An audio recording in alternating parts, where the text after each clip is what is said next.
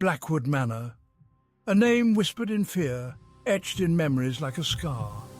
It stood atop Widow's Hill, a bleak silhouette against the stormy sky. More than just an old house, it was a brooding entity. The townsfolk knew its story, passed down through generations. They warned their children to avoid the path after dark. Blackwood Manor held secrets best left undisturbed. Those who lived within sight knew the truth. The wind carried whispers up the hill, tales of tragedy and sorrow that clung to the manor like cobwebs. Stories of the Blackwood family, once proud and prosperous, now reduced to dust and legend.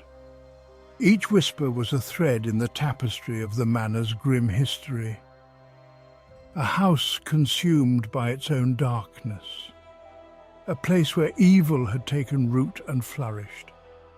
Some places are best left undisturbed, their secrets buried beneath layers of time and neglect.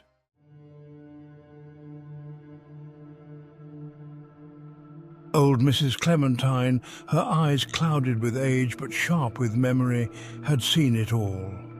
From her small cottage at the foot of Widow's Hill, she had borne witness to the slow decay of Blackwood Manor, the gradual crumbling of its facade, mirroring the disintegration of the Blackwood family's sanity and fortune. She remembered a time when the manor buzzed with life, when laughter spilled from its windows and the scent of honeysuckle wafted from its gardens. She recalled the Blackwood family, their faces etched in her memory, the stern patriarch, the fragile beauty of his wife, and the boundless energy of their children. But those memories were tainted, overshadowed by the darkness that followed. Mrs. Clementine had seen the carriages arrive, bearing doctors and priests, their faces grim as they climbed the hill to the manor. She had heard the screams in the night, muffled by the thick stone walls, and witnessed the hurried departures. The carriages carrying away the remnants of a family shattered.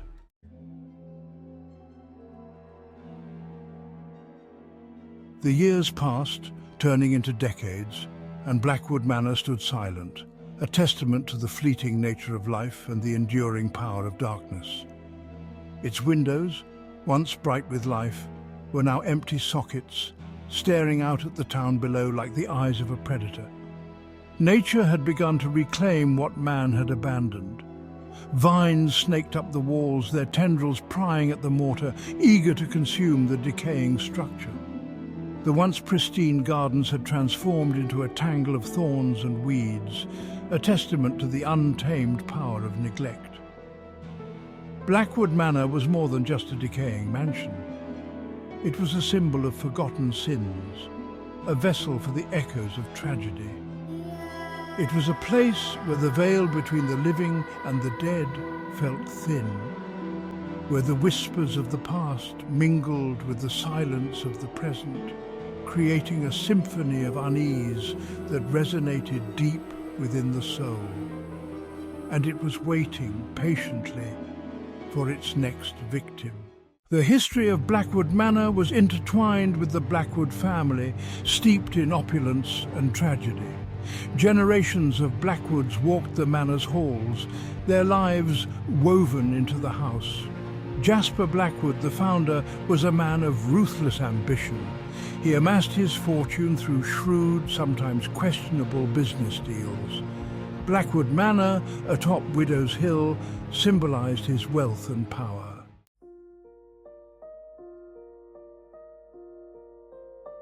Jasper's wife, Eleanor, was a woman of delicate beauty and quiet grace. She arrived at Blackwood Manor a nervous bride, dreaming of love and happiness. But the manor's cold reality crushed her innocent aspirations. Eleanor became increasingly isolated, her husband consumed by business. She wandered the vast halls like a ghost, her laughter fading. The birth of their son, William, brought a flicker of joy, but even that was short-lived. Jasper, obsessed with his legacy, neglected Eleanor and William. Eleanor, starved for affection, retreated further into herself. Whispers of strange occurrences and mournful cries soon followed. Jasper Blackwood, blinded by his insatiable hunger for power, remained oblivious to his wife's deteriorating mental state. He saw her withdrawal as a weakness, a flaw in his otherwise perfect creation. He focused all his energy on young William, moulding him into a ruthless businessman. William, a sensitive child, withered under his father's relentless pressure. He craved his father's love, but his attempts were met with indifference or harsh criticism. The rumours of Eleanor Blackwood's madness spread beyond the manor walls, becoming the subject of hushed whispers in the nearby town. Some pitied her, claiming she was a victim of her husband's cruelty, while others whispered of a darkness that had taken root within the manor itself. Eleanor's condition worsened, and she was confined to her chambers, attended to by a team of nurses. One stormy night, as thunder shook the manor, Eleanor Blackwood vanished. Searches were conducted, but no trace of her was ever found. The mystery surrounding Eleanor's disappearance cast a pall over Blackwood Manor. Edward Davenport ran a hand through his thinning hair, the weight of the Blackwood file heavy in his other hand. A historian specialising in the forgotten and the eerie, Edward was drawn to Blackwood Manor like a moth to a flickering candle. The manor's tragic history, riddled with whispers of madness and misfortune, promised untold stories. He'd spent months researching the Blackwood family, poring over faded letters and crumbling journal entries. Each document added a brushstroke to the portrait of a family consumed by their own darkness. The Blackwoods were more than just historical figures, they were characters in a Gothic novel come to life. He felt a strange connection to them, a sense of responsibility to uncover the truth. He believed every house had a story to tell, whispering secrets only those willing to listen could hear. The drive to Blackwood Manor was a journey into the heart of darkness. As Edward's car climbed the winding road, the sun dipped below the horizon, casting long, eerie shadows. The air grew heavy, thick with the weight of unseen history. Blackwood Manor loomed into view, its silhouette stark against the twilight sky. It stood like a wounded king on a crumbling throne, a testament to a bygone era. The iron gates of Blackwood Manor creaked open like the jaws of a slumbering beast. Edward parked his car in the overgrown driveway, the crunching of gravel beneath his tires the only sound. He stepped out, his breath catching as he took in the sight before him. The manor was a Gothic masterpiece, its facade adorned with intricate carvings, now obscured by grime and decay. The windows, once glowing with warmth, were dark, vacant eyes staring out at him. He ran his hand along the cold, rough surface of the manor's stone wall. This was a place where tragedy had taken root, whispers of madness lingering. Edward felt he was trespassing on hallowed ground, where the veil between the living and the dead felt thin. A hacking cough broke the silence, startling Edward from his reverie. He turned to find a hunched figure standing in the doorway. The old man shuffled forward, his face obscured by the shadows. "You the historian fellow?" the old man rasped. "Yes, I'm Edward Davenport," Edward replied. "Caretaker of this forsaken place," he croaked, "or what's left of it."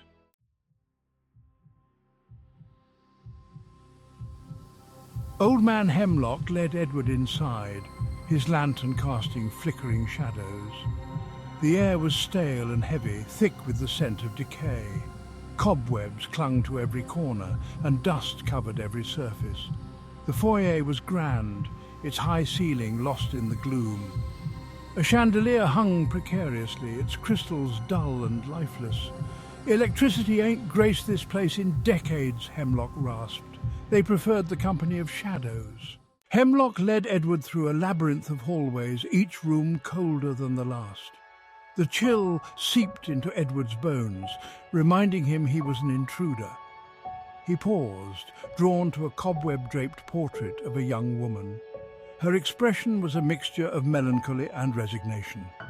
"Eleanor Blackwood," Hemlock whispered, "Jasper's wife. They say this house, it broke her."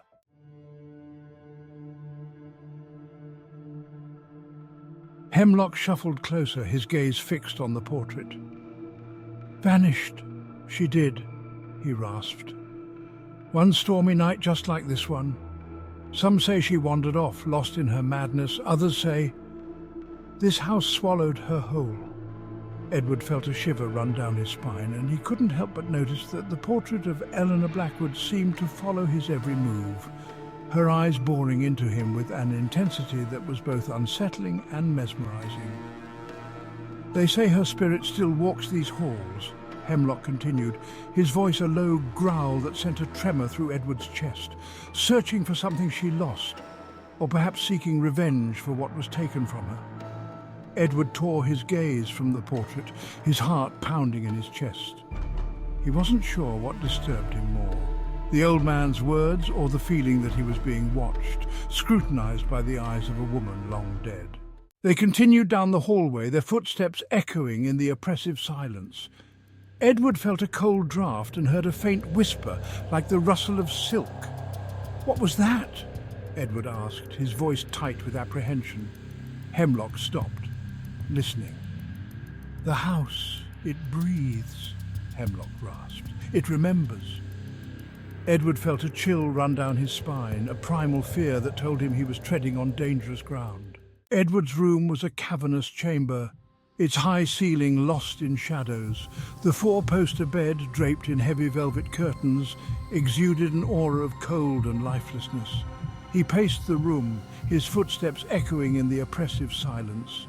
Sleep was an impossible dream. The events of the day swirled in his mind, refusing to be ignored. He felt a constant prickling sensation, the unsettling feeling of being watched. The wind howled outside, a mournful symphony from the very walls of the manor. The windows rattled in their frames, as if unseen hands were trying to force their way inside.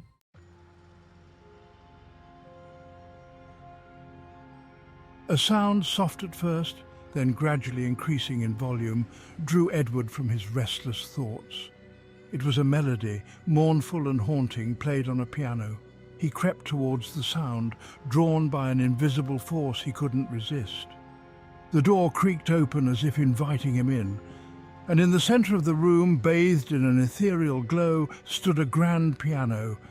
Edward watched in horrified fascination as the piano keys depressed, playing the mournful melody, yet there was no one there.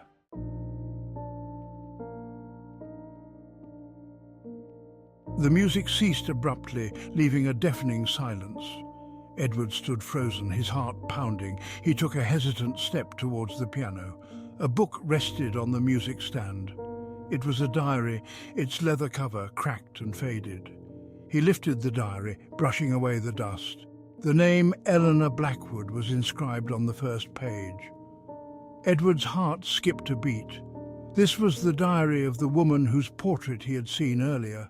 A cold draught caused Edward to look up from the diary, a shiver running down his spine. A dark stain was spreading across the wall, a crimson stain that seemed to pulsate and ooze. Edward stumbled back, his heart pounding, a primal fear gripping his insides. He lied, the message read, the letters dripping down the wall like tears of blood. Edward stared at the bloody message, his mind reeling. He lied. The words echoed in the silence of the ballroom. A blood-curdling scream ripped through the manor, jolting Edward back. The scream was coming from the hallway, drawing him towards it. The woman's eyes were filled with pure terror, her mouth in a silent scream.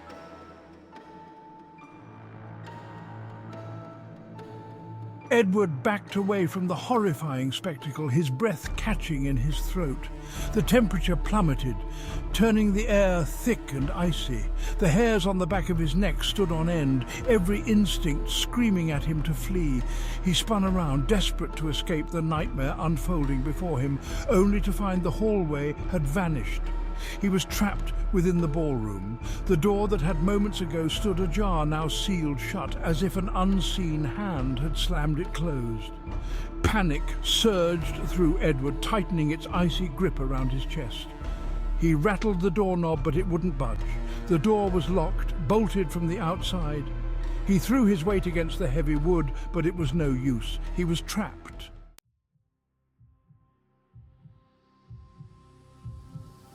Section 3. The Apparition. A low moan echoed through the ballroom, emanating from the walls. The temperature plummeted and the candles flickered wildly, casting grotesque shadows. And then he saw her.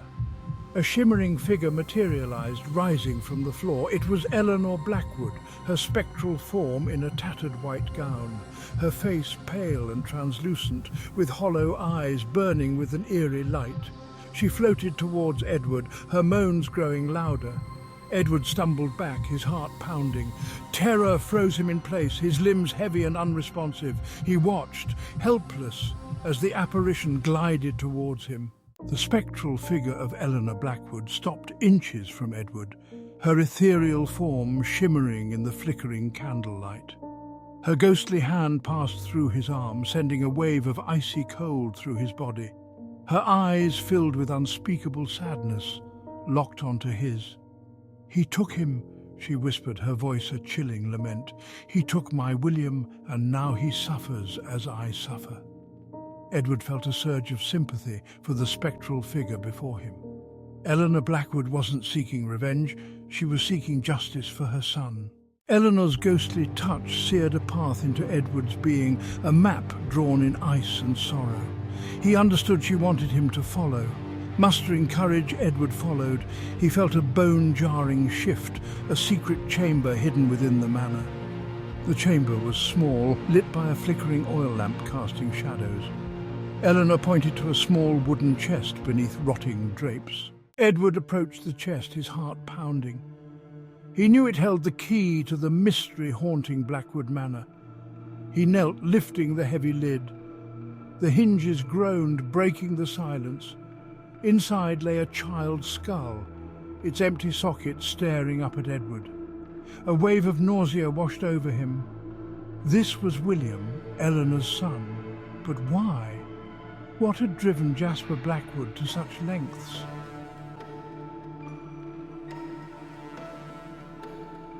As Edward stared at the child's skull, a chilling realization washed over him.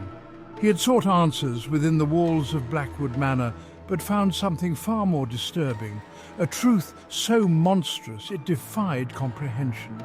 He came as a historian, but left a changed man, marked by the horrors he had witnessed. The child's skull seared into his memory, a haunting reminder of hidden darkness. Edward left the chest where it lay. The secret of William's fate, a burden he could not bear to unearth. He retreated, Eleanor's spectral form dissolving into the shadow behind him. He fled from Blackwood Manor, the weight of its history pressing down. Anna loomed large in his rear-view mirror, a haunting reminder of the darkness